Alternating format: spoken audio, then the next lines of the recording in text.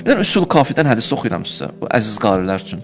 Bizim dəyərli Azərbaycanımızın qariləri neçə illərdir ki, o bərəkətli səsləri ilə ruhlarımıza təsir göstərirlər, qəlblərimizə təsir göstərirlər. Allah hifz eləsin.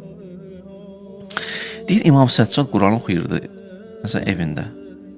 O kənardan ki, kim keçirdi, səs eşidirdi. Kənə yəqra'u, Quran oxuyurdu. Fərubbə mərrə bihil mərr. İmam Quran oxuyurdu, Usul Kafidə də bədiz. Bir dəfə keçirdi qıraqdan, imamın səsini eşidirdi. Fəsaiqə min husni sautihi.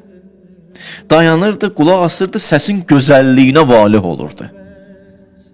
Hədə fikirlərimizə deyirlər, nə lazım deyə Quranı belə oxuyursunuz? Onu düşünmək lazımdır.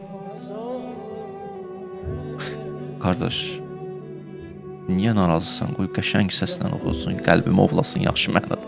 Və mən gedim Quranla ünsiyyət qurum. Bu yanlış yanaşmadır. Quranı öpün, gözünün üstə qoyun. Quranı açın, oxuyun. Qədr gəlsə başının üstünə qoyun. Bir nəfər gözəl qiraət edəndə qulaq asın. Əgər nəfəsin pak olsun da, indi məsələn, pak niyyətlə oxusun. Bu Quranın sözləri, bu Quranın özü, bu Quranın cildi, vərəqi, hamısı müqəddəsdir. Ona görə Quranı gözəl səslə oxumaq imamların tövsiyəsidir. Bir də insanın ruhunun bir estetik tərəfi də var da, gözəlliyə məhəbbəti.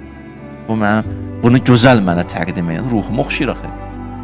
Niyə narahatsan belə olanda ki? Qoy oxusun qəşəng.